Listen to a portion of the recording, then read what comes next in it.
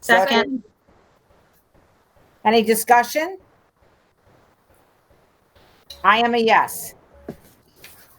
Okay, Mrs. Albagore, Yes. Mrs. Cooper, Yes. Mr. Cordone, Yes. Mr. Crandall, Yes. Mr. DeJalorme, Yes. Mrs. Lyons. Yes. Did I miss anybody? No. Very All right, just with regard to public forum, a reminder that if anyone wishes to share a thought or if they have a question, you may do so by contacting the board through this number, 315-593-5511, and you may leave a message. Or you may contact the board using email at clerk@fulton.cnyric.org. And you may also find this information on our website in case you didn't have a chance to get it all written down. This now brings me to action item 1.04. This is the reorganization meeting of the Board of Education for the Fulton City School District. It will be followed by a regular meeting. Roll call of the Board of Education members. Brenda Abelcourt. Here. David Cordone. Here. Robin Griffin here. Fallon Cooper. Here. Nicholas DeJalorme. Here. Tim Crandall. Present. Lynn Lyons. Present. Item 1.05. Move it. Move it. Move it. Second. Any discussion? All those in favor? Aye. I am a yes. I'm Okay. sorry. That's okay. Mrs. Albagore, Yes. Mrs. Cooper, Yes. Mr. Cordone, Yes. Mr. Crandall, Yes. Mr. DeJalorme, Yes. Mrs. Lyons. Yes. 1.06. Would someone move it? Move it. Second. Any discussion? Mrs. Perry, I'm a yes. Okay, Mrs. Albagore, Yes. Mrs. Cooper, Yes. Mr. Cordone, Yes. Mr. Crandall, Yes. Mr. DeJalorme, Yes. Mrs. Lyons. Yes. Action item 1.07. I am turning this over to Mrs. Perry. Okay. First, we want to take and sign our oaths of office. So everybody should have got one of those. And we'll just read it together. I do hereby pledge and declare that I will support the Constitution of the United States and the Constitution of the State of New York. And that I will faithfully And I will faithfully discharge the duties of the position of the Fulton City School District Board of Education according to the best of my ability. Okay, and everybody got a return envelope? Yep. So if you'll sign that and stick it in the mail, that would be great. Yep. I already did.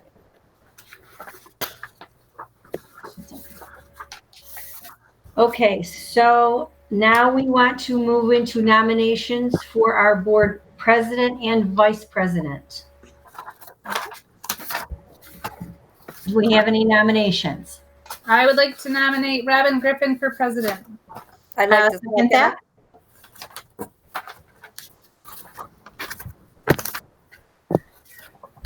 Yeah, and sorry, who did the second? Brenda? Yeah. Okay.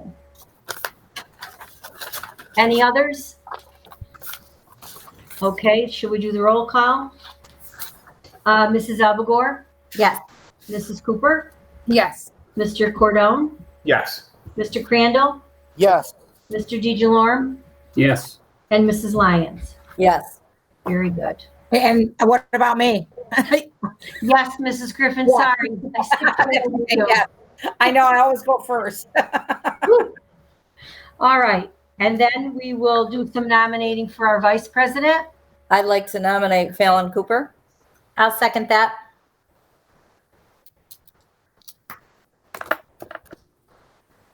Any others?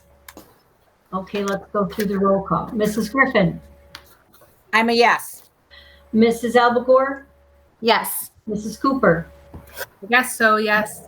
Mr. Cordone, Yes. Mr. Crandall, Yes. Mr. DeJalorme, Yes. and Mrs. Lyons. Yes.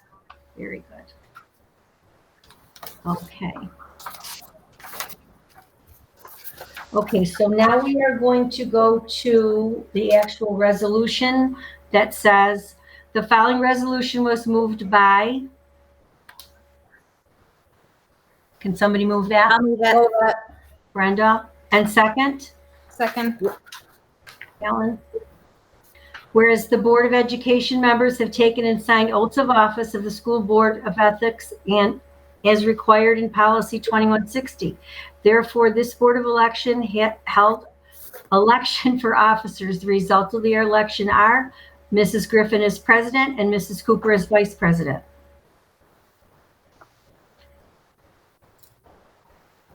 All right, I'm going to say everybody that was passed. Perfect. And we are on to 109. Robin, 1.09? I have a question. Yes. Mrs. Perry, I do not have the copy of the Code of Ethics right here. Okay. Let me grab that, Robin. I am so sorry. And I will, can I send it to you in an email? That would be great. Okay. Does everyone have that? Have your Code of Ethics to I sign? don't think so. Okay. So what I would like to do is if we can look at it is it possible to look at it in email? We can read it together and then get the copy to all of us to sign. Yeah. Let me pull it up and I'll email it right over. Okay.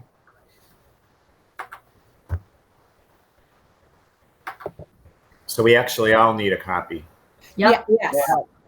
I'm sorry I didn't catch that. I apologize. And the same, I apologize as well. If you want to keep going forward, I will push. I would like to at least, we need to read our Code of Ethics, I think, together Okay. now as a group. And then I think if we agree to it, we will be okay signing it. Okay. Does anyone have any other thoughts about how to handle it? Nope, that sounds good. Yep. Okay.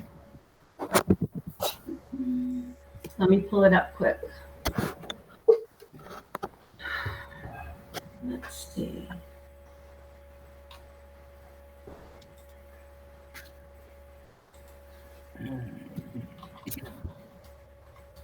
Could we share it on the screen so everyone could read it off the screen? Let me see that. Hold on one second. Yeah, it was a great suggestion, Betsy. I thought the same thing. We could just put it on and everybody reads it at the same time. School Board 2160. Yeah. Let me see here. Brian, can you pull it up and share it? It's 2160. Yeah, I'm looking right now. 1 second. Sorry, everybody. That's all right.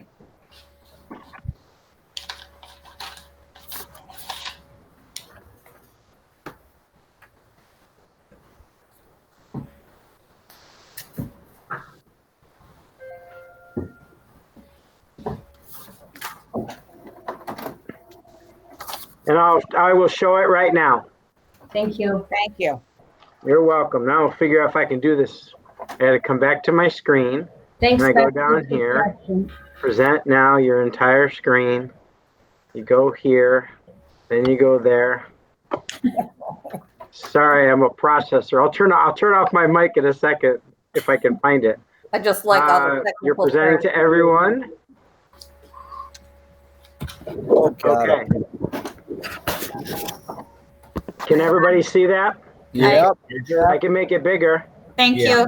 I'm good. I'm good. Yeah. How's that? Oh, Tim, that's can you good. see it? Yes. Thank you, Brian. Yep. I can't see it. Okay. Oh, sorry, Nick. I'm trying to print one now. Nick, is your phone right there? I'll take a picture and send it to you. Oh, yes. Okay, hold on. Do you need to make it smaller, Gene, so you can get the picture of the whole thing? I have it pulled up on my other computer, on my other screen, Okay. sorry. Okay, I'm going to, what I think I will do is I will read it aloud, and then at the end, we will all agree or not agree, depending on how you feel. So, school board code of ethics are as follows.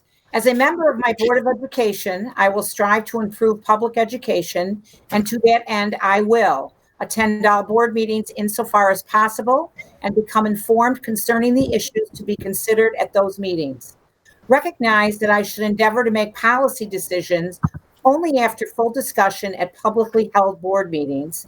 Render all decisions based on the available facts and my independent judgment, and refuse to surrender that judgment to individuals or special interest groups. Encourage the free expression of opinion by all board members and seek systematic communications between the board and students, staff, and all elements of the community. Work with other board members to establish effective board policies and to delegate authority for the administration of the schools to the superintendent of schools. Communicate to other board members and the superintendent expressions of public reaction to board policies and school programs. Maintain familiarity with educational issues through study and participation in programs providing needed information, such as those sponsored by state and national school board associations. Support the employment of those persons best qualified to serve as school staff, and insist on a regular and impartial evaluation of all staff. Avoid being in a position of conflict of interest and refrain from using my board position for personal or partisan gain. Take no private action that will compromise the board or administration, and respect the confidentiality of information that is privileged under applicable law. And remember always that my first and greatest concern must be the educational welfare of the students attending the public schools. And I will begin, and then we will go around. I affirm that I will follow this code of ethics. And so, Mrs. Cooper, Yes, I will follow the code of ethics. Mr. DeJalorme, He's muted. Happened to me. I affirm that I will follow the code of ethics.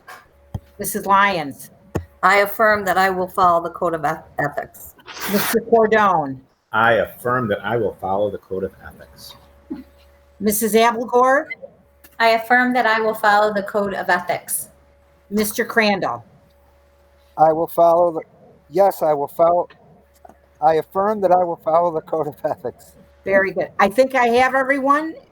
If I didn't, please tell me now. I think we're good. All right. Yes, thank you, Robin. And then we've done that publicly, and then we just need to sign the document when we receive it and put tonight's date on it, and we'll be good to go. Yep. And thank you all for working through that with us. Okay, so now I think you're turning it over me to 1.09. Correct. All right, would someone move it? Oh, geez, that's fine. Move it. Second. All right, we do have to have some discussion. We need a voting delegate and an alternate for the NYSBA annual meeting. Do we have any volunteers? I'll volunteer. I can be the designate. I can You do can that. be whatever. If you want to be the delegate, I Well- can be the alternate. It's up to you. I would say I just have to be able to make sure that I too can get time off of school then. So I don't want to say yes. I'll be your backup. Okay. Okay. Unless somebody else wants to. Any other Good choices, takers? you two. I thank you, David and Brenda, for stepping up. So we are going to fill in the blanks with David Cordone and Brenda Abelgore as the alternate. And I am a yes. Great. Mrs. Alvagore, Yes. Mrs. Cooper, Yes, and thank you. Mr. Cordone, Yeah. Mr. Crandall, Yes, Mr. DeJalorme, Yes. and Mrs. Lyons. Yes.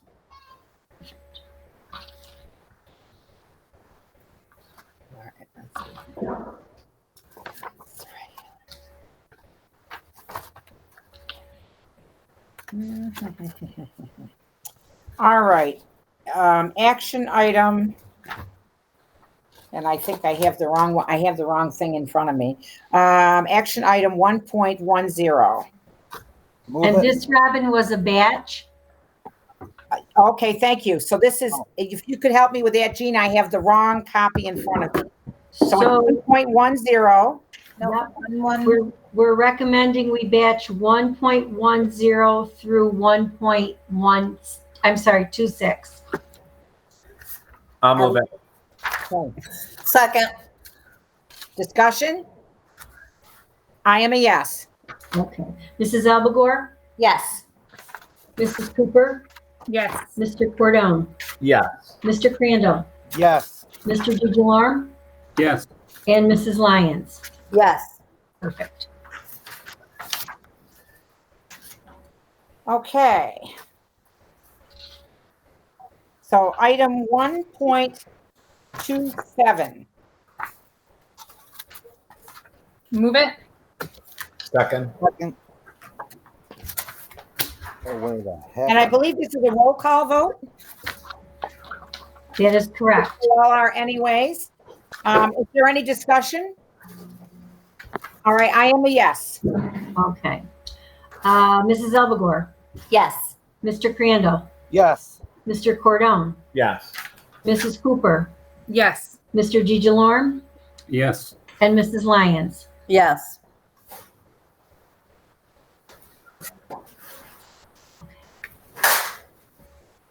And now we have another suggested batch.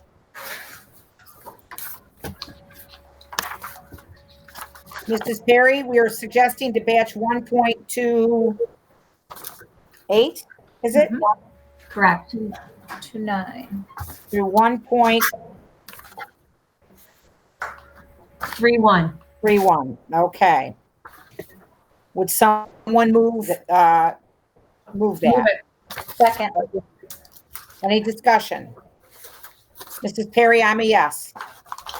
Mrs. Albagore, Yes. Mrs. Cooper, Yes. Mr. Cordone, Yes. Mr. Crandall, Yes. Mr. DeJarm, Yes. and Mrs. Lyons. Yes.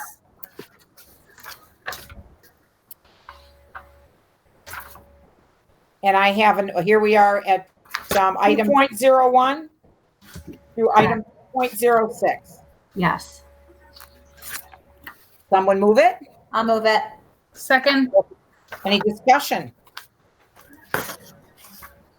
Mrs. Perry, I'm a yes. Okay. Mrs. Albagore, Yes. Mrs. Cooper, I'm a yes. Mr. Cordone, Yes. Mr. Crandall, Yes. Mr. DeJarm, Yes. and Mrs. Lyons. Yes. Item 2.07, we are reaffirming all policies. Would someone Move Second. Discussion? All those in favor? I am a yes. Okay. Mrs. Albagore, Yes. Mrs. Cooper, Yes. Mr. Cordone, Yes. Mr. Crandall, Yes. Mr. DeJarm, Yes. and Mrs. Lyons. Yes. Item 3.01, Move it. Second. any discussion? Mrs. Perry, I am a yes. Okay. Mrs. Albagore, Yes. Mrs. Cooper, Yes. Mr. Cordone, Yes. Mr. Crandall, Yes. Mr. DeJarm, Yes. and Mrs. Lyons. Yes. Very good. Thank you all. That concludes the reorganizational meeting of 2020. We are now going to open our regular meeting. Would someone move item 1.01? Move it. Second. Any discussion? Oh, excuse me, it should have been, I'm calling the meeting to order. I should have said 1.02. Oh. So Move it. Yep, and then we have second. Any discussion? I just wanted to check. I noticed we typically have conversation in the reorganization portion of the meeting about committee assignments. Yeah, I've got that for, I was going to do it. Okay. I just wanted to make sure we didn't miss it. Thanks. No, but thanks, David, for double checking. I can use the help. Okay, if there's no other discussion, I am a yes, Mrs. Perry. Okay, we are at Mrs. Elbagore, Yes. Mrs. Cooper, Yes. Mr. Cordell, Yes. Mr. Crandall, Yes. Mr. DeJolorme, Yes. and Mrs. Lyons. Yes. And again, a reminder for those that may just have tuned in, I'm not sure, but if you wish to share with the board any thoughts or you have a question, please contact us at 315-593-5511. You may leave a message, or you may contact us on email, through email at clerk@fulton. Here I go again. clerk@fulton.cnyric.org. Correct. And Mrs. Perry, just for the record, I don't think we've ever had anyone contact us at the email. No. Okay, I just to share with the public, no one has. Had we had a question, we would certainly share it at the next board meeting. Yes. So that brings us to action item 1.04. Move it. Second? Discussion. Mrs. Perry, I'm a yes. Mrs. Elbagore, Yes. Mrs. Cooper, Yes. Mr. Cordell, Yes. Mr. Crandall, Yes. Mr. DeJolorme, Yes. and Mrs. Lyons. Yes. All righty, so the first thing we need to talk about are committee assignments, and in your backup, there was a list of committees. And so I'm looking for folks to share with me where their interest lies. I would like policy and communication. I would stay on policy as well, and I could do either audit or communication. I'd like to stay on policy and audit. I'll Okay. say in audit and communication. Okay, hold on one second. I'm going, yep. Nick, Yes. policy you said, Policy and audit. and audit, okay. And then I have Lynn, communication. Did anybody else step up for communication? I can do communication. Okay. All right, did I miss anybody? Okay, I know we had we had Lynn for policy, we had Nick for policy, And Brenda. and Brenda, okay. I So could stay on communications if somebody else wants to be on audit. I don't care. I'll do either or, whichever is available. here's my question, Robin. Yes, So we normally have for policy 2 members. So Yeah. we currently have 3 interested. I think we were 3 last year as well. I think that what we need to do is go back and look at that policy. I think we should keep it at 3. I would like, but I think we might need to make the change in the policy language. Okay. I think last year there were 3 or maybe 3 or 4, and we were going to serve. We were going to represent not to exceed the allowed number, but we were going to fill in if someone was away and unavailable. Right. That makes sense. Okay, well, we can do it. We can go either way, David. I was just thinking if people wanted to regularly attend, I 3 appreciate. Yeah. 3 could still work. And when we weren't always all there at the same time Right. anyways, so maybe we were doing that, what Dave said. Okay, that works. I'm good either way. Okay. All right, I am by default on audit. Now, was anybody else interested in audit? Brenda? We have Nick and Brenda. Okay. Unless Fallon wants to stay on it or if Dave wants to go on it. I mean, if the same members are interested, I think the consistency might be good. Fallon, do you want to stay on it? I don't mind. It looks like we're gonna have an opening for safety too. I can fill in at safety if you want to take audit, Brenda. Does that work? I can do communication and safety. It's up to you. I'm good. I mean, if you want, I kind of agree with what Dave said now that he's saying that it might be wise for you guys to. Okay, I'll stay on audit. That's fine. Okay. You guys did such a great job last year. They did. Yes. Thank you. Thank you. But Brenda did a good job the year before. She was with us the year She before. was. Yeah.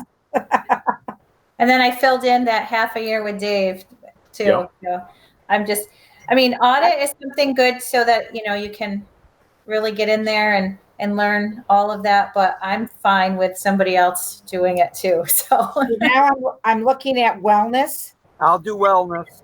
I should do wellness or safety, so I'm sharing the load. Dave, you want to do safety? Because that always, Sure. I'll do safety with Dave, and I'll stay on wellness. well, Fallon's on safety already. Oh, okay.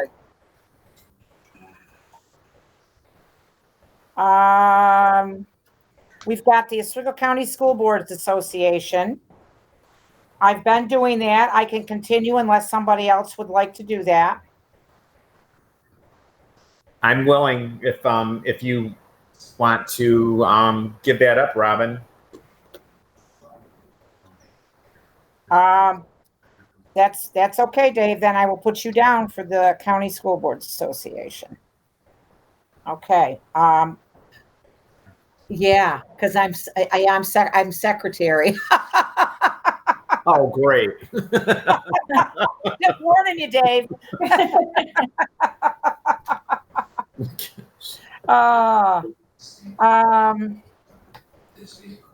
And we took care of our voting delegates, and Yep. let's see. So Can it we looks like we need one more at the communications, right? Yeah. I was doing communications. I could stay with that. Okay, let me just, all right.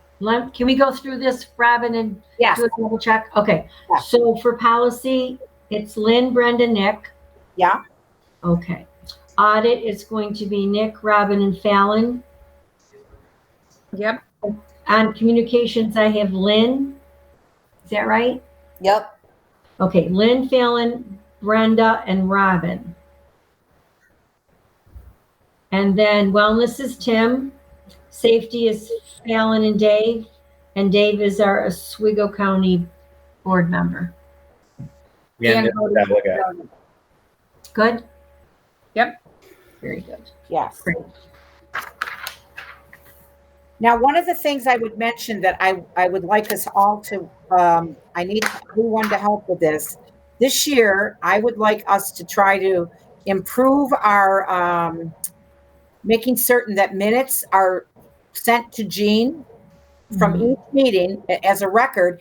And when I say minutes, I'm basically looking for minutes to say that a meeting was convened, who showed up, and just what the topics were. Not all long drawn out, written, but just a general overview of what occurred at the meeting so that Jean can file them. And Jean and I have been talking a little bit about a little bit different filing system to make it easier for folks to find the minutes. I don't know exactly what that's going to look like yet, but Jean's all over that. She's going to help help me make that happen so it's easier for a board member or a member of the public to find those minutes if they want to go in and see that meetings did indeed take place and what topics were covered. When we move to Blackboard, would we be able to have like a section for all the meeting minutes right there? I know we're moving that way. Couldn't it just be a shared Google Doc? It can be. Technically, it's on board docs. Oh, The minutes are. Yeah, the Simple board like that. doc is not easy to find. Right. Right, I know. It's not working. It's not working really well for me. If I get asked a question, which I've just found it very challenging Sure. to find them. And if I find it challenging, then I'm thinking that people that aren't dealing with this on a regular basis must be totally frustrated with our system. Right. And Don, with Blackboard, we're going to have a search function, right? That's why I was thinking with Blackboard, it would be something easy to find there. Well, we'll create a Google Drive. I don't think you can search from Blackboard that'll look in the drive, Okay. but we can create a drive that has board minutes, and then you can search within the drive. Okay. Okay. Yeah. Yeah. No. And that'll be on the website? Yep. Okay. All right. So that takes care of that piece of business. Robin, just to clarify, Yes. your thought, who would you like to be responsible for generating the minutes from each committee? I think the committee needs to decide who's going to do that. I don't want to tell the committees who. I'm just asking each of you as my colleagues to raise that topic at your first committee meeting of the year and establish that we do need to have minutes. And they need to be sent to Mrs. Perry so that they can be properly placed in a folder where we can find them. Does that help, Dave? Yeah, I just wanted to, it was kind of open-ended, and I appreciate that we might choose. And it probably doesn't have to be a designated person, but any one of the reps from meeting to meeting. Yeah. But you wanted, Whatever works. but your thought was for a board member to do that, I guess is my point, not Brian or another administrator that might be also involved in the meetings. The minutes should come from a board member, I guess is my question. I wasn't thinking that. What I was reaching out to you for was the leadership at the committee meeting to establish that we do indeed need to keep some minutes. And we've not always been good about that, it would appear, or they didn't get to the right place. I'm not sure which. So I'm just asking each of you as fellow leaders to have that conversation at your committee meeting to make certain that someone, however you want it, the committee wants to deal with that, and then that the minutes are in fact. And then as a colleague, I would ask you for your various committee, if you just go take a look to make sure they do get posted, and you could let me or Jean know if there's a problem, and we could track it down and make sure that they're placed. That's helpful. And I just wanted to clarify so it can be anybody on the committee. And so then we should actually have conversation with Brian about that, perhaps, or whichever administrator is taking the lead in those meetings. Yeah, whoever does it. Yep. So, Robin, would it be appropriate if we ask for each meeting to have like a secretary to take minutes? I don't think that's a bad idea myself, to say who's going to be the scribe for the meeting. I think that someone has to acknowledge that they're doing it. Okay.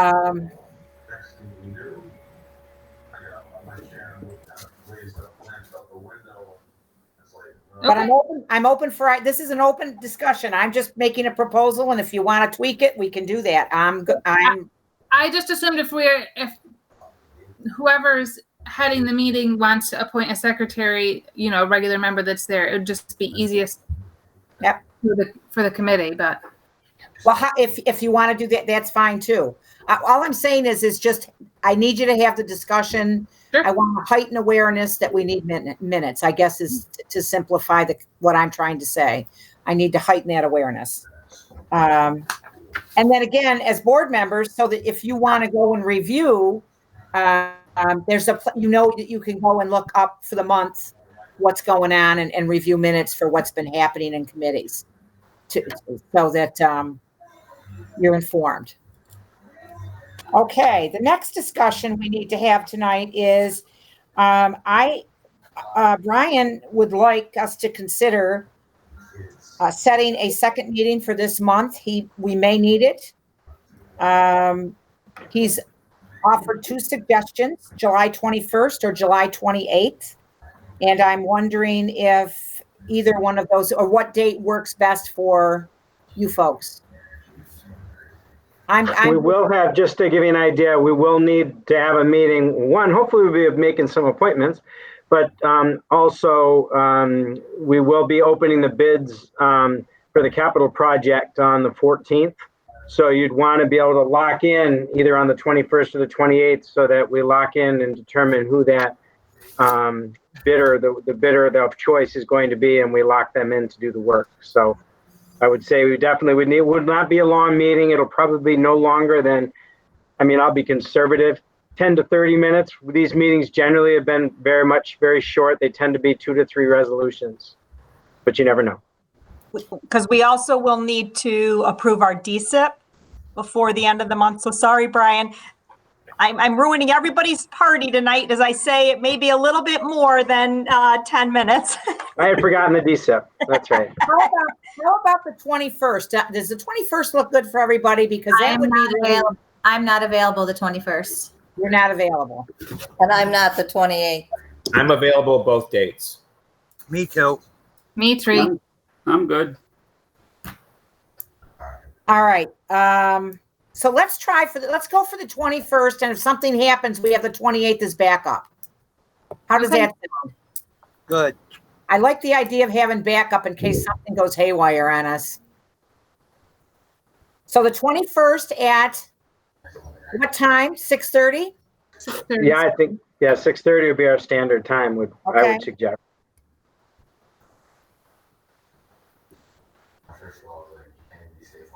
Now, our meeting for August 11th and August 25th, we were thinking we were going to be live streaming. I'm not sure if we are or are not. I saw that the governor today has a loose, we're good until the 5th of August.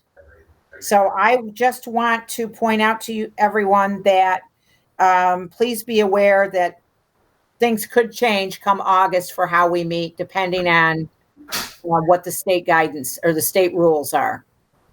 So I leave you with that. And I think that covers everything that I needed to do tonight. Do you have any questions for me? Yeah, Robin, when we talked about our meetings, I know you and I discussed briefly about committees and trying to encourage this type of participation as well. Because we still are going to want to do and encourage next year. I would like to. I don't believe there's any rule that says we cannot meet this way as a committee. Right. And what we have found, and thank you for reminding me, Fallon, what we have found, and Brian could support this, and I believe Jean, she sees a lot of the committee stuff, that the participation has been greatly increased in this form, using this form. Yeah, it's 3 to 4 times as many in some meetings.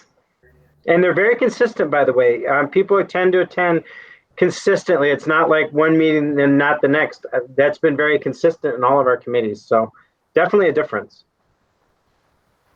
So it's open. You're good. You're good, Lynn? I'm good with it. And is there a way to let our staff know that that's what we're going to do to try to encourage more participation at the committees? Just, whenever, PD, whenever you want, just to maybe we can get more staff members on board. Please. Yep, we can do that. Is anyone not comfortable with committees meeting using Google Meet or whatever? Maybe just to clarify, it should be an option for those who that's the best way for them to join. So if there are others that would prefer to meet physically and that's allowable, do you know what I mean? So we're not doing it one way or the other. Yeah. I know City BOCES, we have been meeting as a board physically, and those board members that would rather meet virtually have that option. And I'm just wondering if we kind of use that model, propose that model for, as we move forward for committees, that might be an option. Okay.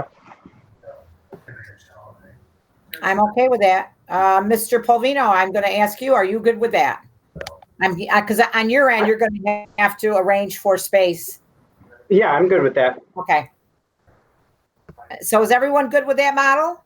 Yes. Yes. All right. I heard Tim. I've heard David. Yes. Nick, Lynn, Brenda, and Fallon. All right. All right. I think that's a go.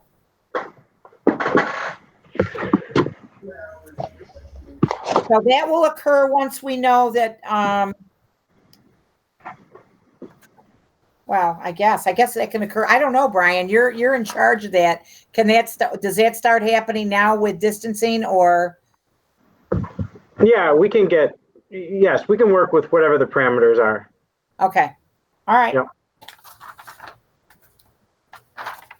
We can get 25 to 50 in a row. I'm with social distancing if we were doing things in person. There's more and more flexibility. Obviously, we continue to monitor the way the governor and the phases continue to work. Fingers crossed that none of those things that are happening in other parts of the country evolve here. But we seem to be in good shape evolving at this point in time. Well, I just, not for nothing, it's nice not having to fight for a parking spot. Agreed. No, I think the idea of virtual really makes sense. In fact, we're looking at that. We learned, it's one of the things that we learned, and Betsy or any of the team can chime in, but we learned our participation on our PLCs was really neat. What we saw happen across the schools, like all of the third grade teachers at the same time, or English teacher, was really powerful. And the conversations and the feedback we got. So there's no question. Virtual really seems to contribute to targeted meetings and allows people the flexibility to wherever they are to immediately tune in and be able to do that. In fact, I tried to do one in a car on the way back today, small cities. I'll talk a little bit about that. But even that, I mean, it allows you the flexibility to even listen, which is really neat. So I think it's a good way to go and allows us to increase our participation. David, did you have something? I was just going to say I'm good with either way. I just wasn't sure if people are tired of Zoom.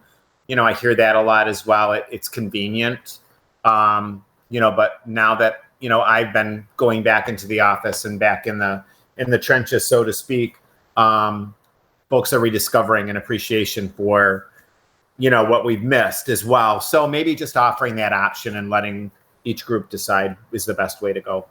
Yep. And I think Dave, you're right. I think it's a combination. When we brought our administrative group together, it was about 2 weeks ago, for the first time on the 25th, we did the socially distant. It was amazing being in the same room at the same time. You forget that in-person connection was really powerful as well. So you're absolutely right. A balance works. And we may want to have a balanced kind of approach to this where we choose to do some things mixed, if you will.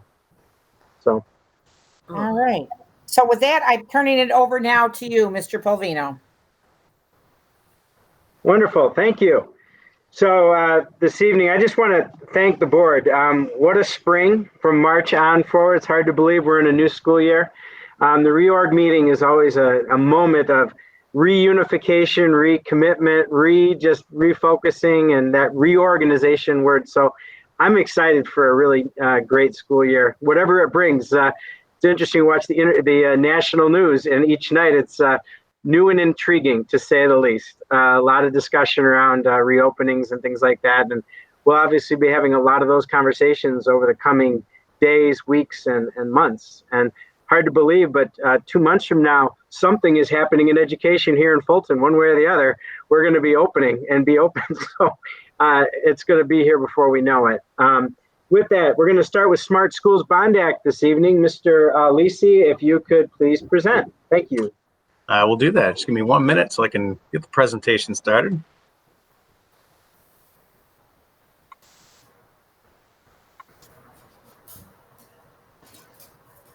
All right. Can everybody see that? Yeah. Excellent.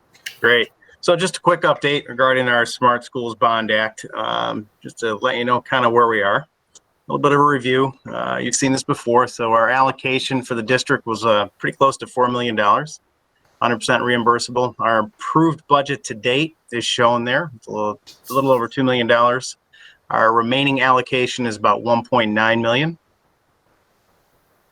And that we've applied for that, and of course things are stalled a little bit with the state because of our current crisis. So, but our final expenditure plan that we've already applied for is all high-tech security. That's cameras in the building, key fob systems, electronic door security system, and so on. We've talked about that before. That has not been approved yet, but we were assured that we're next on the list, whatever that means. But so I would anticipate approval for that in the very near future. The remaining balance is about $259,000, and we're setting that aside for school connectivity. That could be a number of things, but since broadband is now something we desperately need in these times, that's something that we can allocate those funds for. So we haven't specifically spelled out what that'll be used for, but it'll be somewhere in that area. And that's really it. This is probably one of the shortest presentations you will have seen all year, but that's where we are with smart bonds, smart bond money. Yeah, thanks, Tom. I think one of the things that's important with this one is when we were talking with interim commissioner Tahoe in the small cities, it came up, and literally our understanding is that Fulton's actually the next one in the hopper, but also that we understand that there's very limited flow of revenues in and out of New York State budget right now. So, you know, you got to wonder, those meetings were supposed to be every other month, and I believe, Dom, correct me if I'm wrong, it's been about 4 to 5 months now since there's been a meeting? That's correct. Yeah. And so obviously our fingers are crossed. This is an area that would help us. As you saw, we kind of wanted to put together a larger project this time because it takes 9, 12 months, 18 months. And we realized you were best off to get it all in and reserved. So that's why you see a larger amount. And that plan lasts for a longer period of time as well, Mr. Lacey. There's not a finite time on it, correct? That's correct. Once we're approved, we're good to go. Brian, was the recent survey by SCD at all used to inform the approval process, or are they two totally separate items, do you believe? I'm not sure what they're doing with all the data that we got turned in. I mean, all of our things went in. You know, I'm not sure how they're using that at the state level, if they're going to connect them together at all. I hope they do, because I think it's really important information. I'm hoping they also, I believe the state, correct me if I'm wrong, Betsy, I believe they were submitting a $19.8 million grant around technology to the federal government. With respect, a lot of that has to do with the professional development around the use of technology. I believe that's also correct from memory. Correct. Yep. Okay. Yes. Mr. Lacey, can you refresh me in the school connectivity? What are we doing there? That's really about internal connections, our network for the most part in broadband. So if we want to upgrade our network, right now we're in pretty good shape with that. So we're kind of holding those funds. We wanted to get them approved so that we have the money set aside, but right now our network is pretty solid. Okay. Okay. Yeah. Okay. Thank you, Dom. My pleasure. Hopefully they'll have one of those meetings really soon, because if the rumor is true, we were next in the hopper. Kind of looking forward to getting that taken care of. Family engagement policy updates, the Title I requirement, Ms. Connors? Yes, thank you. You should have received an update, the copy of the board policy. There really are not any major changes. The only change is I realized that I had not updated the policy to reflect the Every Student Succeeds Act. So I did that. And again, it's just a date change. This is a federal requirement, just so everybody's crystal clear. It's a federal requirement we have to do every year, and we are required to mail it home to every household. So we will make sure that happens once it is approved at the next meeting. And again, it really is about how our families become partners. One of the things that my team, too, just as a side note, has decided that we are working on a survey because we really want to gather our own internal information back. And listening to you as a board, you've talked about some of the things, Mr. Cone, you talked about connectivity. We've talked about if you have more than one student on at once, when kids are struggling at home. So we're putting together a survey that will go to parents, and we're going to have a couple questions for students and a survey for teachers.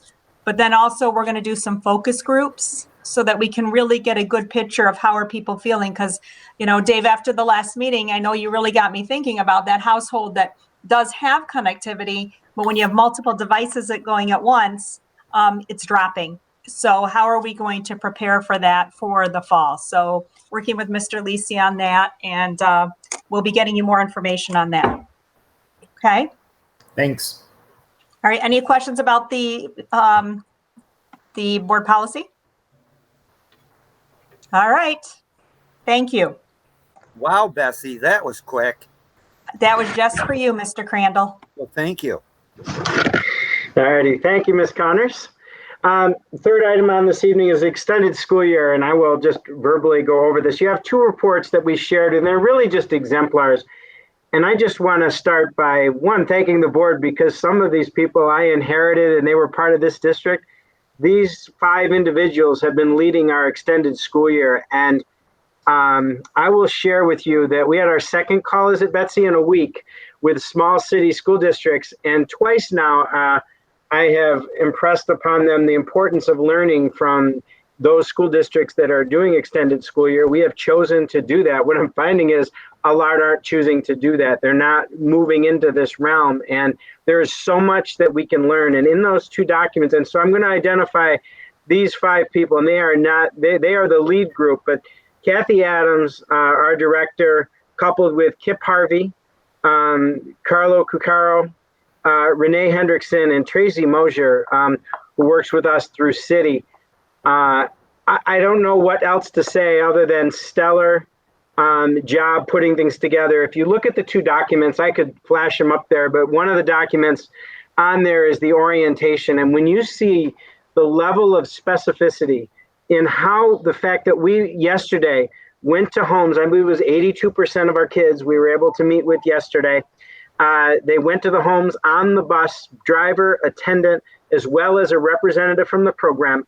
And the kids, the stories that they were sharing with me last night, kids are running out of the house with their masks on to learn about how they're going to be getting on the bus, how this is going to be when they get on, what their seat is going to be. What is school going to look like when they get to the home? That's what we chose to do yesterday. So every single student yesterday had that brief orientation along with their families. This is going into a new normal. So think about the fact that we did that. We also have 25 amazing staff members who are stepping up to the plate and working in this program this summer. Some districts that I've talked with, they had trouble finding or getting people to work. We had actually put our feelers out back in the end of February, really for summer school, and have people put applications and things. And we had almost all of our staff that chose to apply then choose to work this summer. Again, just like what we ran into with our lunch staff, our food and nutrition staff, they all stepped up to the plate and worked the entire time. Same thing is happening with this group. And then our departments, we've learned how to, our Department of Facilities, they put together a video on how do you clean the bus. You want to learn how to clean the bus? We have the video on how you clean the bus, from the back of the bus to the front of the bus, to the top of the bus, to the floor of the bus. Absolutely amazing. Food services, obviously, once again, stepping up. Every department, for our Department of Athletics, it should be the Department of Nursing, Health, and then Athletics, because now we've got Chris is in his department.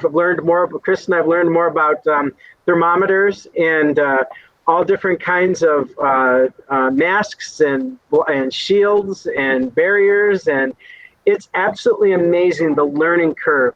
And you couldn't have this learning curve without the team that we have here in Fulton. So I started by thanking the board. Thank you, board, for allowing me. You've provided me an absolutely amazing team to work with. And if you see the 2 documents, as you look at them, one is our orientation, 54 pages of orientation, right down to how do you clean your hands.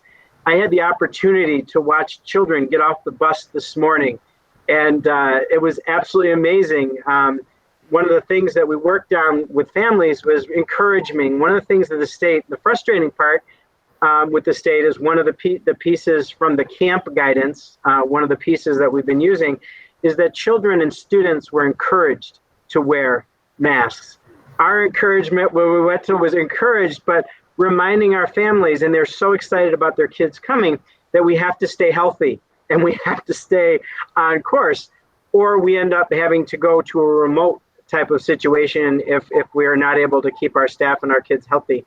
So that's the incentive for our families, is that keeping us healthy. And all of our kids, especially the younger ones. I happened to be at I was over at Granby and I was at Lanigan this morning. Lanigan, actually, when the kids were getting off the buses, and every kid got off, and I got to see all their fun masks that they had on with all sorts of cartoon figures and whatnot on them, and the energy and the staff sharing the energy this morning was like opening day. We needed that influx of energy today. So it was absolutely amazing. We're only 2 days into it. We got 28 to go, but you look at it this way, we're 1/15 of the way there. And we've started the momentum. When you went into classrooms, I went into GRB today, and you had socially distanced desks in our 12-1-4 classroom with the tape on the floor. And the kids said, "We're staying in our areas, Mr. P." And I said, "Well, that's good. That's exactly what you should be doing." And so the kids are learning what they need to do. The staff was learning all the things they need to do. It's just amazing what we're learning, and everything we're learning, we're gonna be able to apply. And while these task forces that are talking about opening, whether the governor's task force, we got to meet with a representative from them today from the Reimagine task force, just the small cities. That was a great conversation. And then the NYSED, New York State Education Department, has their task force. They're going to be meeting with the Board of Regents on Monday. And I'm happy to share that Shannon Tahoe's office did reach out to us today. We've connected email. We have a phone call scheduled probably by Thursday. She's hoping tomorrow. Person's very busy, and they're going to be scheduling a time for the interim commissioner to visit the Fulton City School District. And when we were on the phone call last week, I pressed this pretty good. My team probably saw a side of me they don't normally see. I tend to sit back and then I kind of let it kind of come all out at one time. And I really focused on that. And that's when we realized that no other districts on the phone were actually doing in-person summer school. And our district's been more than gracious to reach out and share information. So we'll be one of those districts in the state. They did share that Albany and East Ramapo, I believe it was, those districts have 100 and 150 kids, I believe is what it was, coming in, and they're visiting them as well. And I think we are going to be able to share what exactly we've gone through, the learning curve that we tell, what can we replicate? What do we really need to think about? How can we get to scale? We're able to answer some of those questions. And so when other districts are thinking about how do you keep the bus clean, we've already got that covered. We just got to figure out how to do it with all the buses, but we know how to do it with 9 of them. And, so there's a lot of things that we're learning, and I look forward to sharing with you. If you want to visit, we do not have visitors in the summer, but because you are elected officials, more than willing and will let you know when the commissioner is coming. I think it would be good if any of you or all of you would like to meet and be here. I think that would be a good thing, at least to have that. And I want to be able to set up the commissioner to actually be able to talk to the team that's leading this, as well as perhaps some of the teachers and the other employees, to really share their stories. I think, one of the things that I shared with the Kathy Adams and I talked with the staff the latter part of June that's working in the summer school, was about the fact that they're pioneers. Nobody in the history of the world has ever happened to have to open their schools in a situation quite like this. And so they are our pioneers, and we have encouraged them to share their voices, their experiences each and every day. So as you can see, I'm pretty pumped up. There's a lot of energy. We're out of the gate well. As you know, I grew up on a farm that raised horses, and one of the things that we did is we always say, you get out of the gate well, and then you take a hold and you watch things take place. And that's what we're doing.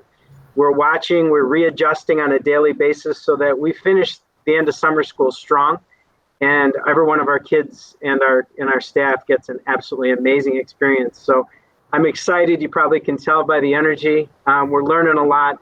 And today, every superintendent said, will you share, will you share, will you share? I don't know if Betsy was still on there when I was talking to them today. I will share, Betsy, you want to give any update on because this is kind of an extension that goes along with this. just the conversation, anything you'd add about the small cities call today with the Reimagine that you'd like to share that was just a highlight?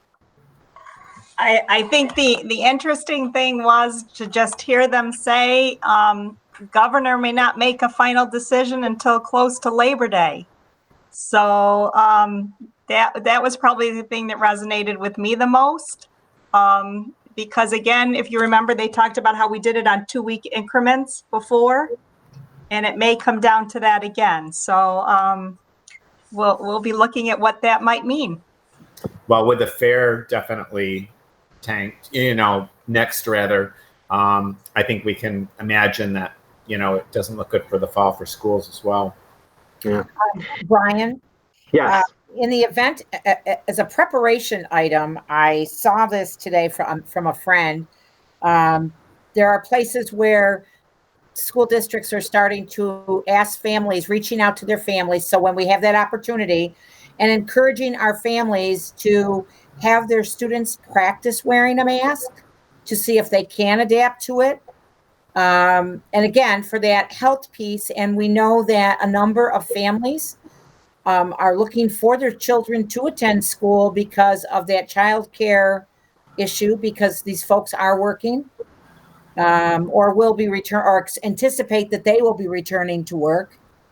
So again, just as we think about, as we do these things and we communicate, if we can think ahead about how we can ask families, or how families we can say, this is how you can help your child and help the district prepare in the event that we do return in September. Yeah, Robin, that is such a great, and to reinforce what you just said, yesterday's orientation made a difference, I believe, with the number of kids, because when the calls were made to all the families to see if they were interested in coming to an in-person extended school year, many of the parents, according to the individuals that called, said, good luck having my child wear a mask. And to watch the kids get off the bus, I think that had a lot to do with yesterday's orientation. It helped.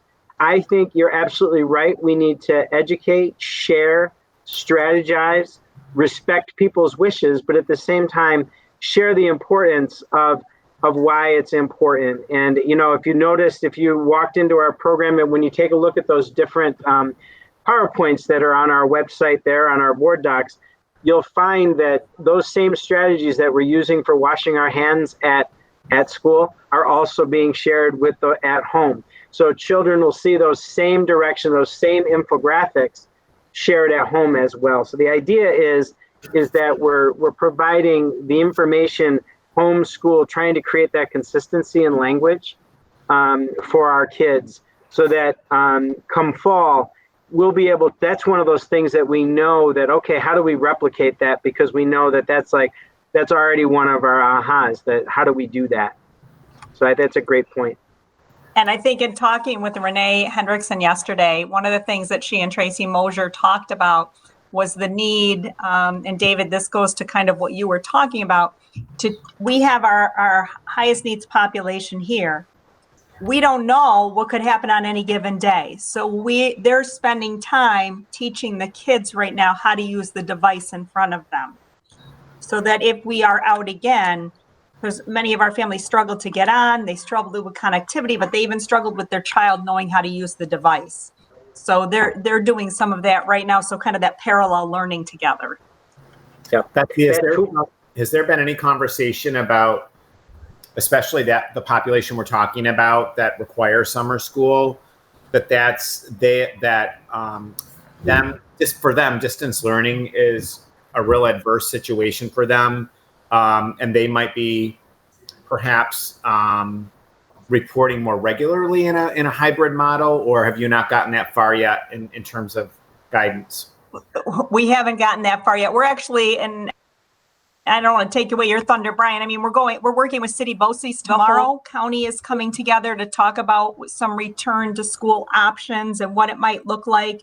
And so we're going to talk about the 3 different models that we're all talking about. Is it going to be brick and mortar? Is it going to be hybrid? Is it going to be online? So we're going to do some work. And then our administrative retreat is next week. And Jerry Geithner, Dan Carroll, Dom Lisi are working very closely with Brian to really put together a solid program where we can start these conversations with our administrative team. Can you share those with us? I mean, I myself would like to know what we're working for, which I just think would be good for me. And I'm Right now, we're working for all three. that's what I know, but I would myself would like to know Sure. how the options are going to work. Okay. If I could, I would like. Yeah, we absolutely in August can bring back a presentation of kind of where we're at. We talked today when we were on with the governor's representative that was with us. We talked about the idea that the Board of Regents is meeting next week, and we're hoping to get some additional guidance then. But you still have two. I know you're left right out. It's just like we are, but I just thought if I could follow along with you, I would like that. No, and I think it's important. And also to know how, support services will be provided for those students that need speech and OT and PT and anything else. Those I don't know how anyone can provide those virtually. Well, and I think about UPK in kindergarten, their first experiences to school. Yeah. I mean, and then you've got, sixth graders transitioning to stuff. There's just so much that it just boggles your mind. Yeah, I was wondering if it's possible if someone could do a short video of the classroom so that to show how you distance, how we're seating on the buses, so that we can actually see it. Sometimes, excuse me, I'm sorry, go ahead. Yeah, sometimes it's easier to see it, the visual, it works better than just the verbal description. Are parents having to take their temperatures before they get on the bus? So this is how you get on the bus. We should have that, that song, This Is How You Get on the Bus. Yeah. So actually part of their orientation yesterday was the bus monitor. Actually, every bus has an infrared thermometer. And we've made it very clear. So there's no, that if your temperature is above 99.9 or if your temperature is 100.0, you do not get on the bus. The nurse will contact you. That was part of the orientation yesterday. Every one of our staff members enters the building going through that process. Like if you go into a hospital or anywhere else, to answer the 3 questions, plus you get a temperature. Today, it was so funny because they said you're already in the system, but I actually was checked in at all 3 buildings this morning because I thought that was great for them to practice. We put hall greeters at each of the buildings or door greeters at each of the buildings. Because anybody that comes in will be doing that. All of our custodial staff that's going between buildings. And then we will be implementing the same procedures in all 6 schools. Because you know what? We need to get used to this. We need to replicate it. And how do you lead? You do it. You model it. And so we're working toward that as well. Our forms are, and again, thank you to that crew of 5, along with Dom. It's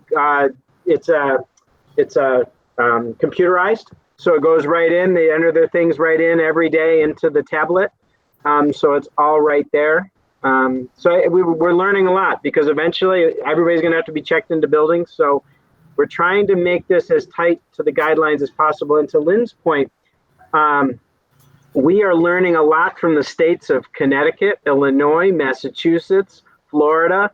Anybody that's published anything, I think we're getting our hands on. And I was walking down the hallway at Lanigan this morning, and Renee said she was citing quotes from different states' reports, and I was really impressed. But what was interesting was that what we realized is our plan tends to take the best of all, and so we replicate everything. Something came out from the state the other day, New York State, and we were already doing all the things and probably one up on them. So we're learning a lot by getting out in front, and why not learn from other states what they're thinking about, and then we can really take that and say, would it work here in the Fulton City School District, and as Betsy said, here in Oswego County, because we're going to try to create some consistency across the county as well. Good. Brian, I have a question. Are we 100 degrees, you can't get on the bus. Now, a lot of people don't run a normal temperature. So if your normal is 98.6, that's a 1.4 degree temperature to where they couldn't get it. Now, the other day when I had mine checked, it was 97.1. If mine came up 1.4, I wouldn't even be normal. Yeah. I would. So go ahead, Fallon. So Tim, typically adults run a 97, around 97.4, 0.5, whatever. That's why the average is 98.6. Children usually run around 99 or so. They run higher. That's where the 98.6 comes in. It's an average temperature. Okay. Working in the hospital, you never see a 98.6, very rarely. Okay. But my bigger concern is typically what we have seen are patients who are waiting in their car before they come in a hot car, or waiting outside in the hot sun, and you take their temperature and it is 99 or above. Are we just taking the temperature once, or are we like putting them in shade to cool down to see if that's an accurate temperature? Yeah, what we've been doing is obviously if we're at a bus stop, we can't stop that bus for more than probably 20, 30 seconds. But they do it twice. They'll do it at least twice if they've got one that seems high at the site. And what we would do is we would take it again. We would give it a couple if we needed to, Fallon. I think right now it's interesting. I take my temperature at home every day. And then what I've been doing, so I know what my number is on a traditional oral thermometer. And the infrareds have been dead on, interestingly, right around within a tenth of what I'm getting on my thermometer at home. So I'm watching that too, because I'm curious. This morning when I went to GRB, it was 94. I said, I don't think so. Can you do it again? And I just come in from outside, and she came right back and it was 97.4. And that's exactly what I had at home. So I do encourage them, and they're getting used to using as well. So we do have consistency this summer in our door greeters too, I noticed. I've seen them working. So that'll be a good piece for them to practice and learn how to use that as well. So there's a lot of learning on a lot of different levels. Okay. And then my other question, Betsy, for you for follow-up. I know that we're meeting and we're developing plans for the fall, and I know that you said the governor may not come out even as far as Labor Day. My concern is because in the community, rumors are going. Correct. They're going, they're going to go half days. They're going to go every other day. It's this, it's that. My concern is when we do develop, we're going to have to develop multiple plans for whatever the government says. If we can make sure we're putting that out to the community so they can plan as far ahead in time, if the governor says this, we're going to do this. As much in advance so parents and families and community members can make those plans. Correct. And our staff, and there's so many people. Yes, we from soup to nuts, we are looking at this. And as Brian said, the nice thing is that by doing the special ed, it's giving us an opportunity to try things and see what works and what doesn't. But when you start thinking about the bigger scale, it does get overwhelming. So you're right. We're going to have to have that brick and mortar plan, that hybrid plan, and that totally virtual. And to be honest with you, we don't know. Depending what the year brings, we could cover all three of them throughout the year next year. I mean, honestly, none of us know what could happen. And we may very well have to. We probably will have to. But just so families and staff and communities can plan as far in advance for those issues. And I think Helen's correct, because I think as we start getting some kind of communication out, people aren't going to be so nasty, because boy, it's getting cutthroat out there. Yeah, I go to the grocery store and people say, well, how are we going to do half day every day? I've got to work. I go, we're not. I don't know what we're doing. We can't give them a plan quite yet because we don't have one, but. Well, and that's what I said, we're waiting on guidance for the governor. I mean, that's what it's going to come down to, what the governor says that we're going to be able to do, but just so they have let them know that you're working on it. I guess right. We can do a statement out to everyone that we're working on. I think the bigger thing is we all saw, and Brenda, you lived it with us firsthand, what we went through with graduation, and how much emotion was around that, and it's the exact same thing, but even on a bigger scale. Mm-hmm. And so we don't want to get too far ahead of us where we get things out there that people grab to them and say, but you said this, and we can't deliver. So we have to move very cautiously. But what we can say to the community is we are spending a lot of time and energy looking at those three models and seeing if this were the case scenario, then this is what'll happen. And to let them know there are three models you're looking at, because that's not what I think people are thinking at this point. Right, And I- but within those models, it can look, there could be 7 more models within that one No, area I too. understand it, Yeah. but what you said, that we're working on different models would be perfect just to get out to, So Dom, Jerry, Dan, and Brian and I can work on what that message might look like and how we get that out to families. I think that's very fair. you guys do a great job. I just have had a lot of feedback from a lot of people Oh, I know. everyone has, and if we can, and I keep saying they're working hard on this.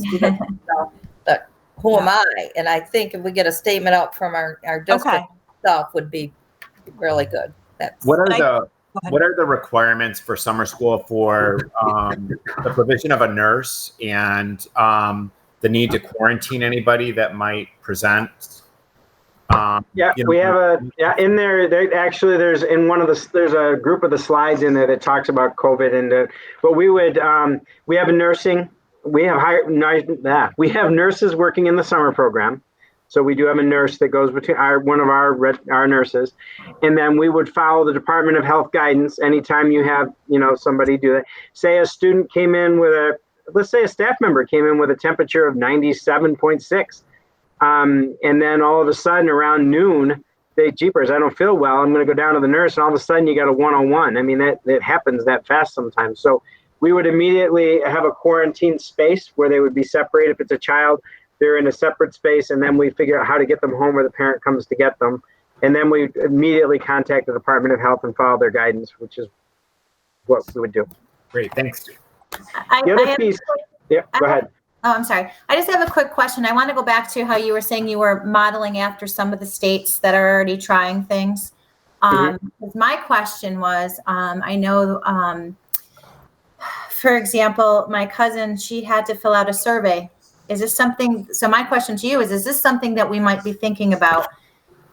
The survey was, do you prefer your kids to go to school distance learning 5 days a week, or would you prefer them to come 2 days in person, 3 days distance learning? Is this something that's a model that I'm sure you guys have kind of looked at? And if so, even though the governor might not tell us his guidelines till Labor Day, is this something we might be getting out to get a feel for what parents might be interested in? Should we have to go that route? Yeah, that's what I talked about early, Brenda. We're going to work to get out a survey in the next couple of weeks, along with start setting up some focus groups so we can try and reach out to people. And yes, those will be some of the questions we're asking, like what is their connectivity, but also what type of what are they interested in? Knowing that right now we're working on it, and as Lynn said, let them know we're truly working on it. Yep. And everything is based on guidance that we get from the state level, but at least we can start putting something out there. I would also add that you've covered just about everything, and you've probably covered what I'm about to say. For those families that are experiencing a little anxiety because they're not certain what to do, they have children with health issues where they're not certain that they would send them back, even though we're distancing. So I'm certain you're probably having those discussions. But again, for the benefit of the community, that we could let them know that is also being taken into consideration. Right. And I know it's not just students. We'll probably have similar issues with staff. Right. So. Correct. Yeah. That was my next question. Yeah, no, it's a very real, and as we're doing our planning and our work, those are all the questions that are on our minds. Yeah, I would think, obvious, all those things. I think every night we're sending each other clippings and links and things and last night was no exception. Around 7:30, I think it was, I received a text with a link, and it was about, did you hear that Florida just basically blew up a month's worth of work? School districts had been working on hybrid models and all the things that we're talking about. And then at 7:00 last night, that was announced, you're going to be brick and mortar, full-time, all kids, and you're starting in August. And then it said, and Board of Educations and and local school districts would be in charge of figuring out how that's going to look. Then what was troubling to me, and the reason why I bring that back up, is that what's troubling to me is that on AOL today, I was on there, and the second story in was our Secretary of Education for the federal government announcing that school districts should be all brick and mortar full time. Now, what happens in the next week and a half? In the next week and a half, there's the discussion about the stimulus money. And now you start to make the connections. And here's what I'm looking at now. And what I'm thinking in the back of my mind, isn't it interesting that we had all this time and all of a sudden Florida announced that after you spoke to the governors yesterday, the governor went out, Florida did that last night. Today, the story comes out that she met with all the governors yesterday saying it should be brick and mortar. I'm hoping that any stimulus monies that don't come to education from the federal government, I'm hoping it all comes. I hope it's not connected and your school districts have to be in session full time all the time. Because there's a very interesting thing that's kind of setting up. And our governor does the right thing, I believe. And with our Medicaid, he didn't let the Medicaid funds drive the decisions that he made back in, I guess, March now. When you look back, if you remember all that was going on, January, February, March. But we're very dependent. And I need to tell you that the $13.8 billion for this year isn't going away. And I believe, Betsy, I caught the end of it. I read your minutes as I was driving back from my appointment, as I was driving back for the small cities meeting, as you were taking notes. But I believe it's still indicated that 60 billion plus deficit is very much in play. So you start to see how different things are going. And we know that states run education, not federal. But it's very interesting.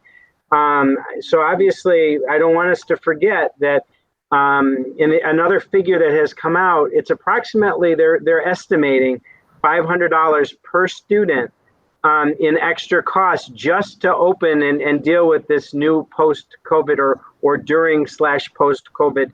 For us, that would be somewhere between $1.5 and $1.7 million. So Brian, the importance of the structure of a federal stimulus is very important, I guess is my point. Brian, that's why I was asking specifically about special ed, because the IDEA funding, that the federal government does control that, unlike the state funding. So, that could be leverage that might force how those students are educated and serviced as we move forward. That's a great point, Dave. And absolutely, obviously, that's very much in my wheelhouse. I totally agree. And then when you see this importance of stimulus money, that's a whole nother variable that's coming at us. And they already are connecting that first money, that first 1.383 for the pandemic effect, and the stimulus money that we got from that and the CARES Act. And now they will tie that money to very specific reporting mechanisms. So you can kind of see the jigsaw puzzle coming together. If what do they call it? The map where you put the strings and you connect everything. That's what we've been doing with all these plans across the states. We're drawing the connections about what's the common good, the best practices, things like that. This funding piece, very interesting to see just what happened in the last 24 hours, just the reports that are out there. But I'm curious. I just hope it doesn't get tied that way. That wouldn't be in the best interest of children. And I hope it doesn't become political. I hope it stays about kids. But unfortunately, the world we live in right now, there's a lot of things going on. So Brian, I got one more question for you. So can we also, if under the assumption that we go back to school in fall, back to brick and mortar, our students are in session, I'm assuming that we're going to be taking extra precautions with extra sanitizing stations, maybe hand washing stations, all those types of things.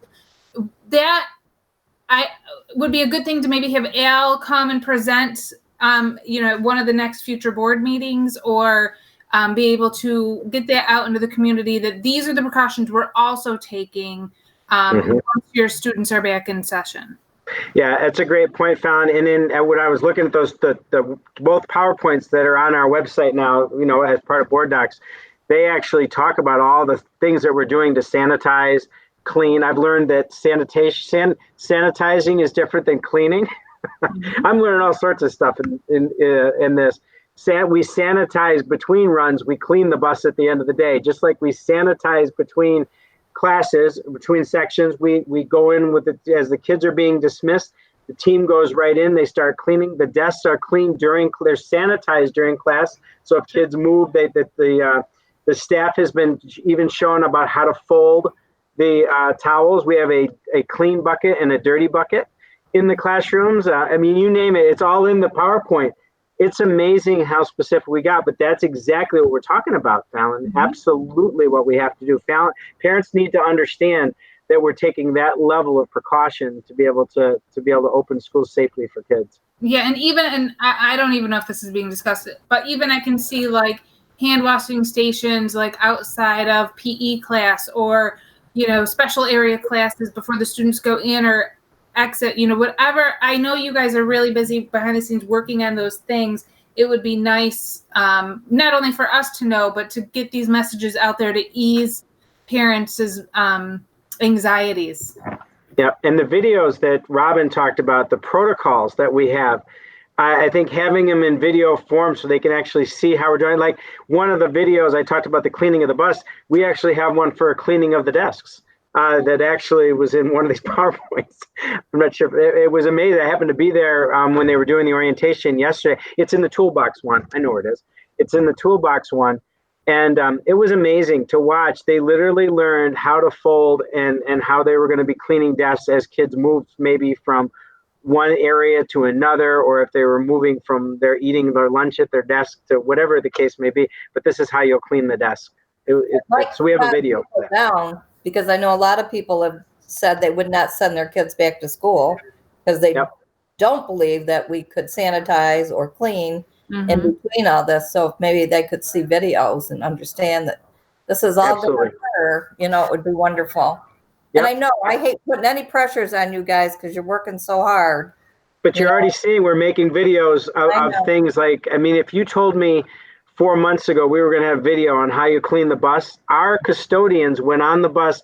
They took their Cleaning for Health strategies, which is a CDC, it's a very much approved program, which we already did. They went on and they figured out how to clean that bus, and then they videotaped it so they could train the bus drivers and the attendants and they can watch it. Those are the kinds of things we're going to have to do. Would we also have training for our teachers and our support staff on how to do all that too before they were to come back to school? Yep. I know they are taking some things right now, right? The teachers. Yeah, right now this summer they learned how to clean the desks yesterday on a video, for example, just yesterday. Yep. Right. Oh yeah, we have a video for that. Lynn, to your point, I agree. They are working so hard behind the scenes, and I guess with my question is, I just want to promote how hard that they're working. I do too. They're spending numerous hours behind the scenes, ordering things and getting ahead of everything because our staff and our administration is really that amazing. I just want to promote how much work that they're doing. I do too. Yes. And that's very fair. And not, I don't mean to be adding pressure. I mean to show all the hard work and dedication that you guys are doing. Very fair. So let me ask this question, Mr. Polvino. How about we think about one of the August meetings? Maybe we could share a video or two at a meeting. Sure. I was going to do it tonight, and I thought it might be too much. I don't want to jinx us. Well, the 21st, since we're going to have a short meeting. Yeah, we could show you a couple of our washing videos. Absolutely. We already have them. Okay. Yep. All right. I think if we did a meeting until the start of school, maybe it would be helpful. And we get to learn together and ask questions, and then it can go on our website to be shared with the community and on Facebook. Yeah. I was joking with the team, we might be able to cover our revenue problem, our anticipated one, if we just copyright all this stuff and we sell it for $20 a video or something, There you go. It's not a bad idea. I'm willing to share it because I think we're going to learn a lot from a lot of people. But I will tell you, I'm not, when the other districts hear that we even have a video for cleaning the bus, you should have seen the faces and then all asking, are you going to share? Are you going to share? Are you going to share?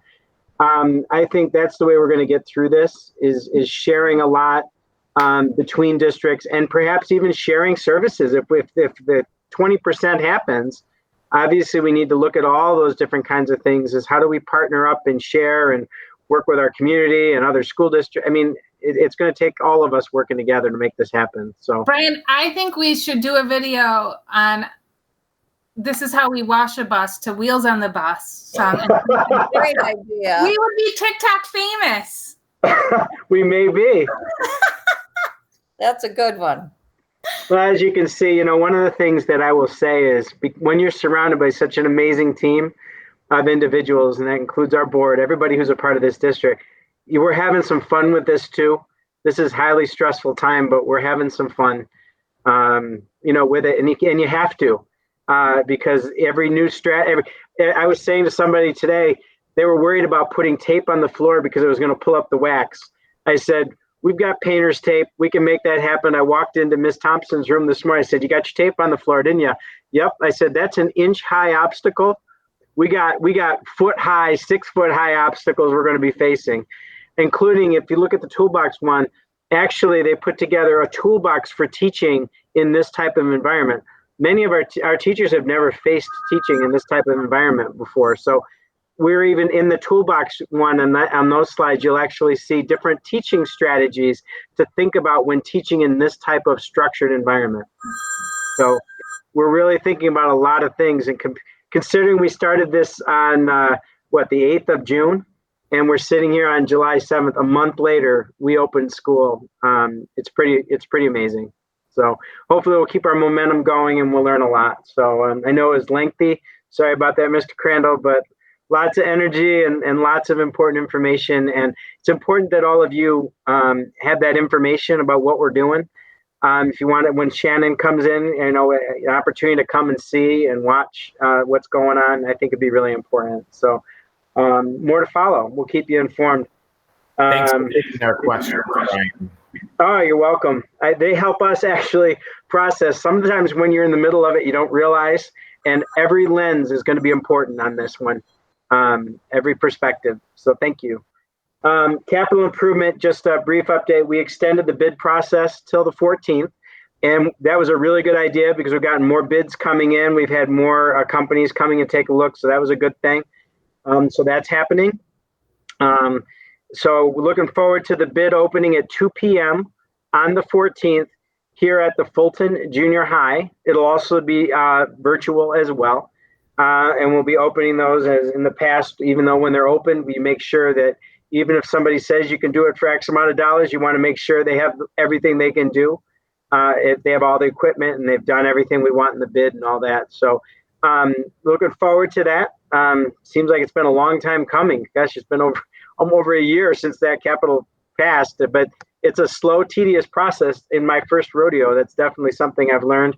You'll see the EPC. I apologize. We were waiting to get that, but if we get that, that goes through this evening as a resolution, that allows us to actually get our EPC project in. And the good news is the hopper, I call it the hopper, the lineup at New York State Ed Department is very short right now around EPC. So we may not be able to have to do the expedited, which would have cost us more money. So that would be a good thing. So yes. EPC energy performance. Yes, energy. Yeah, the energy performance contract. So that's all the Siemens. If you remember that in June, we did a presentation from Siemens with that. So that's what that is. So we're ready to actually, we're getting ready towards submission. And obviously the best time to submit is when the hopper is low, because then the work gets done more quickly. It gets screened and approved. We submitted at the end of February, I believe it was, for our early March at the latest for our 3 schools in phase 1, and we just got those approvals early June. So it takes a couple months.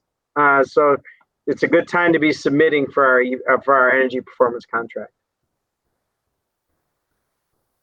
And that's the conclusion of the superintendent's report this evening. Thank you.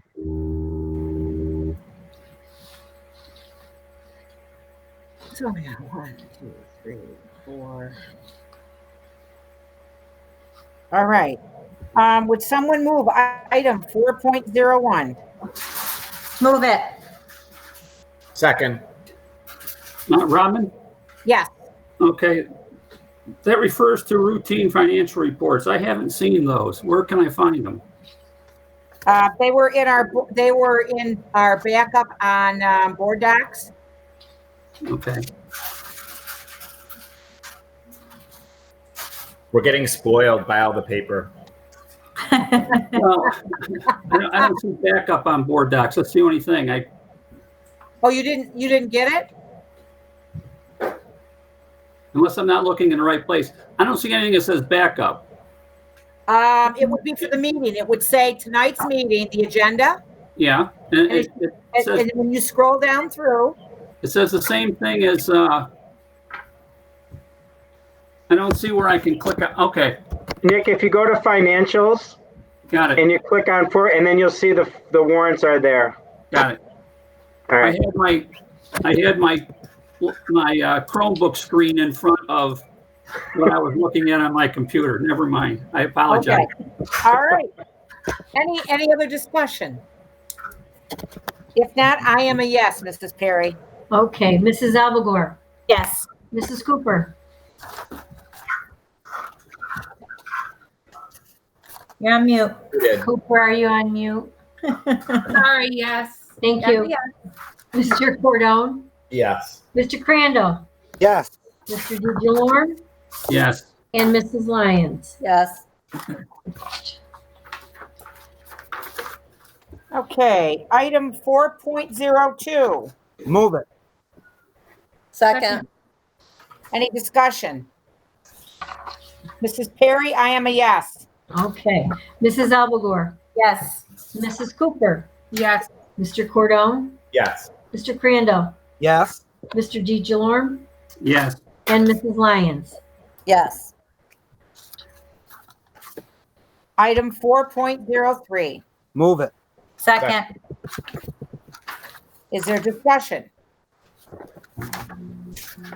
Mrs. Perry, I'm a yes. Okay, Mrs. Albagore, Yes. Mrs. Cooper, Yes. Mr. Cordone, Yes. Mr. Crandall, Yes. Mr. DeJalorme, Yes. and Mrs. Lyons. Yes.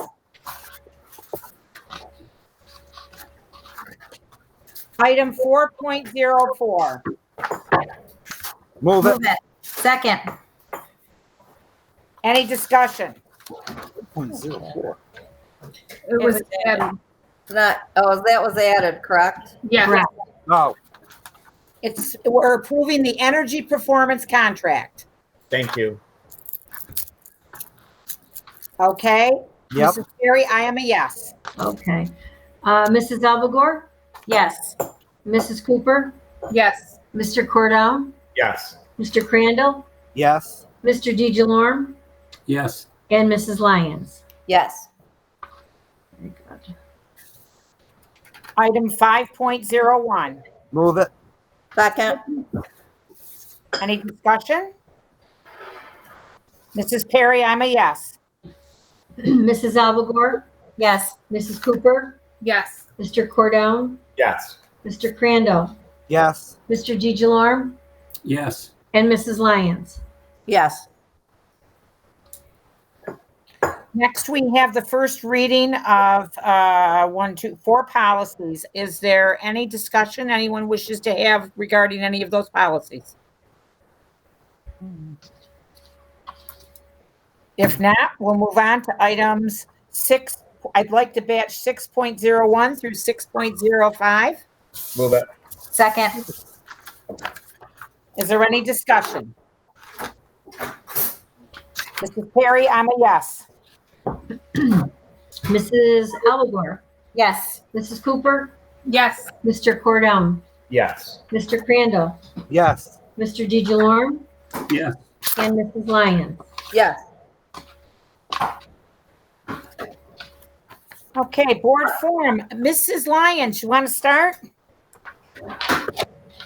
Well, I just want to say thank you very much for all the hard work everybody has done since March. I mean, harder work than normal. And thank you very much for taking our suggestions to get more out in the public. I really appreciate that very much. And I guess that's it. I just thank you guys. You work so hard. Mr. DeJalorme. Just want to say thank you to everybody for all their hard work. Though I don't see it, there's a lot going on behind the scenes, and it's great to see how far ahead we are. Mr. Crandall. Yes, everyone's doing an excellent job. Keep it up. Stay cool. And take a break whenever you can, because you're going to need it before school starts. That's it. Mr. Cordone? Yes, I just wanted to thank Mrs. Parkhurst and everyone involved with the planning of commencement. I was able to, like everyone else, I think, on the board, to participate in one of the ceremonies, and I thought it was great. Well done. I think the parents were most appreciative. The students were as awesome as they could be under the circumstances, given what their circumstances were at the end of the school year. And I just want to thank everyone, because I know that was a huge time commitment, a lot of leadership, a lot of planning. I'm wondering, and I may have missed this, when will Sam May be joining the board? Will that be September? Is he invited before? And you can answer that later. Sam was invited, and Sam couldn't join us this evening because he had a conflict with work. All right. I wasn't sure when the student. Yep. And Mrs. Abelgore was way ahead of all of us. Mrs. Abelgore was way out in front and asked that question. And Jean verified that Sam had been invited. My bad. I forgot to tell you folks at the beginning of the meeting. I do apologize. No worries. I just didn't want to, because it's all new. I mean, we're only year 2. So I just wanted to understand. And then in the Valley News, we had, after I think it was our last meeting, there was an article regarding the board's approval of the reallocation of funds, the surplus funds to reserves. And I'm just wondering, and I think of Mrs. Lyons, because she asks very good questions regarding budget for folks in our public that want to understand. We were talking about the loss of transportation aid, yet we have a surplus of revenue that we're allocating to reserves. So I'm just wondering how can we reconcile that messaging for our community, our constituents who might wonder, well, you have extra money, so why is it a problem that you're losing money?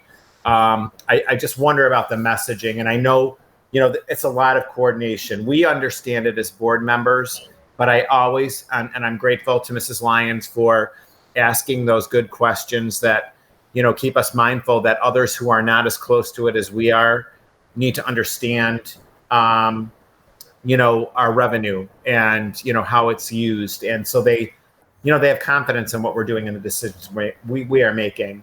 And I just want to thank Jean for, God, I hope you're sleeping, because I just envision you driving around in your car to all of our mailboxes for the last 3 months. And I want to thank you for your You're very welcome. It's very interesting. I can now catch up. I've caught up on what's going on with every board member and who's doing what with their driveways and their yards and everything else. So who's at the pool and who isn't. I'm hoping my RV is not going to be parked there as a landmark for you to pick out my house any longer. So you're going to have to do without that. So anyway, I would just want to thank you for the updates. And I think that's it. Thank you. Mrs. Cooper. I just wanted to say ditto to what all my colleagues said. Really, I want to thank the administration for all your hard work and your dedication and the things that we don't see and that goes on behind the scenes. I know it's really difficult given how fluid our situation is. And there are many, hang on, I got to yell at my kids. Please hold.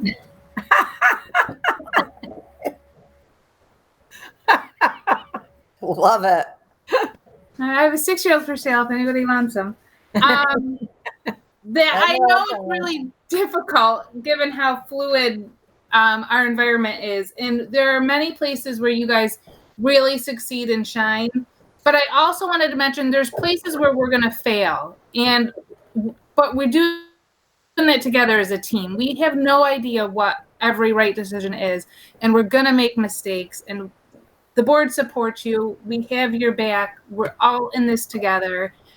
successes and failures. So thank you for your dedication and hard work. And that's it for me. Mrs. Abelgore.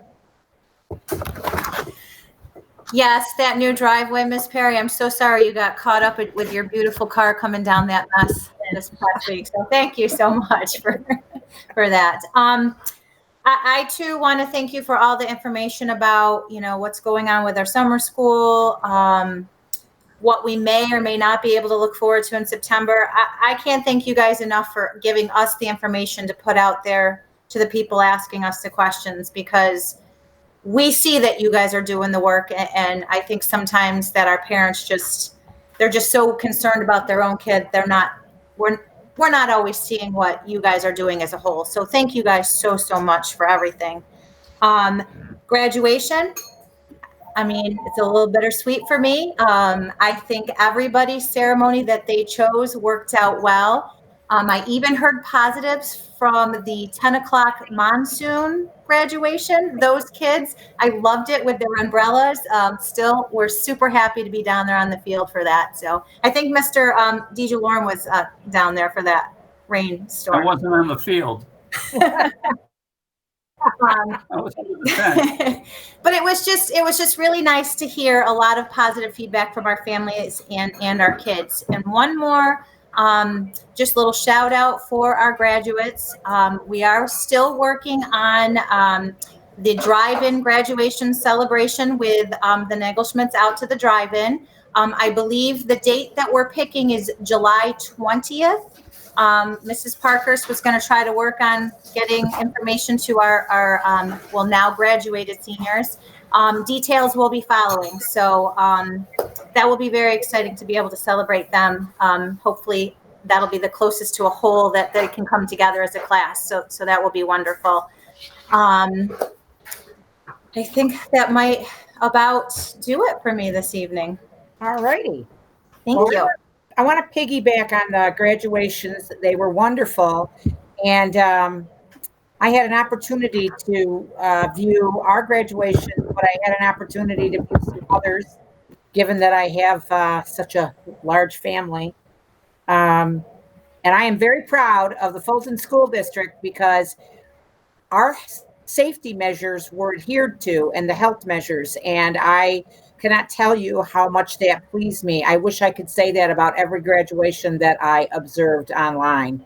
I just can't. It's not true. So I don't know how you pulled that off, because in all of the cases we were the bigger district, and yet we managed to do it. So my hats are off to Mrs. Parkhurst and the team for maintaining good health practices while trying to celebrate achievement.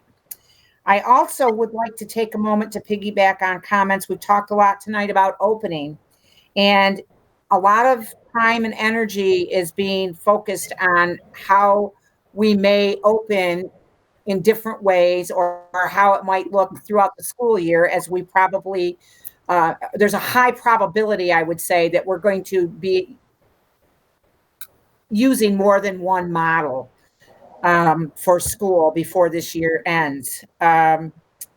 What I want to focus on for a moment is while all that work is going on, folks, we have all the regular work that has to occur.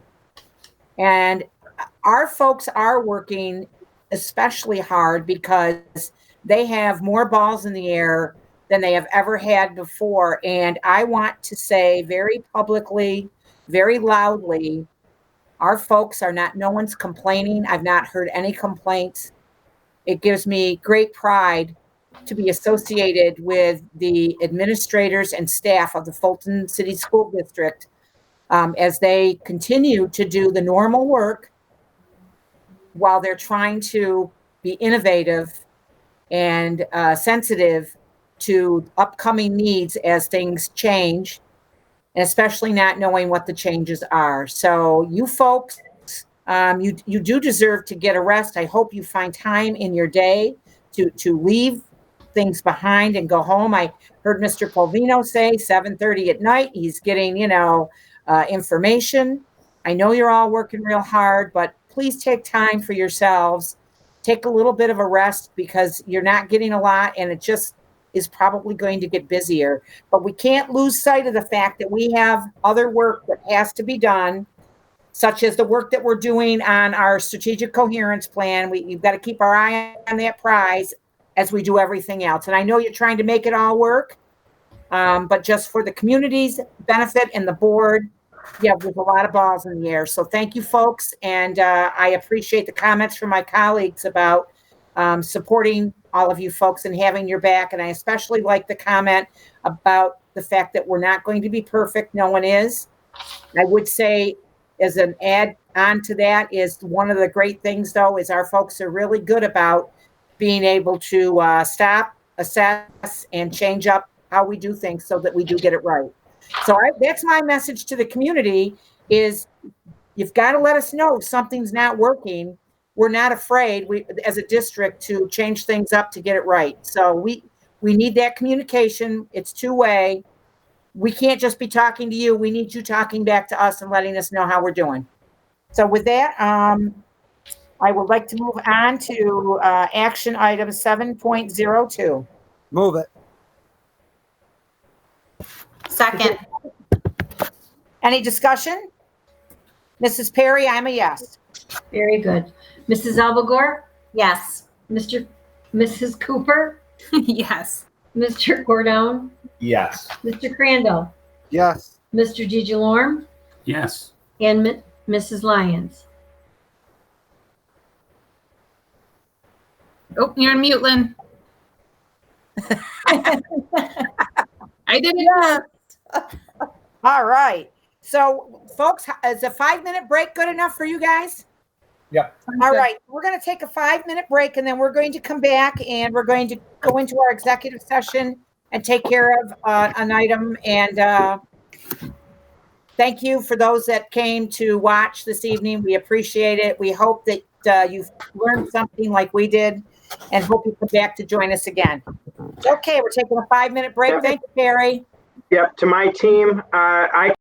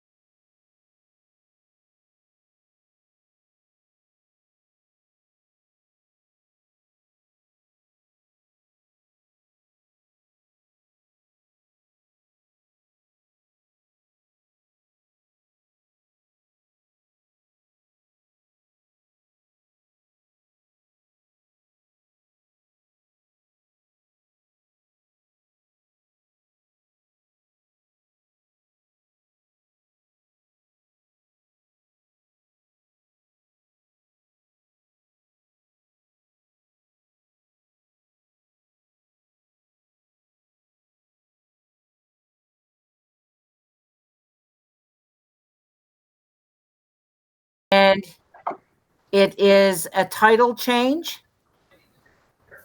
Would someone please move it? Move it. Second. Any discussion?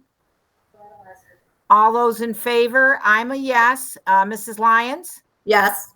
Mr. DeJalorme? Yes. Mrs. Cooper? Yes.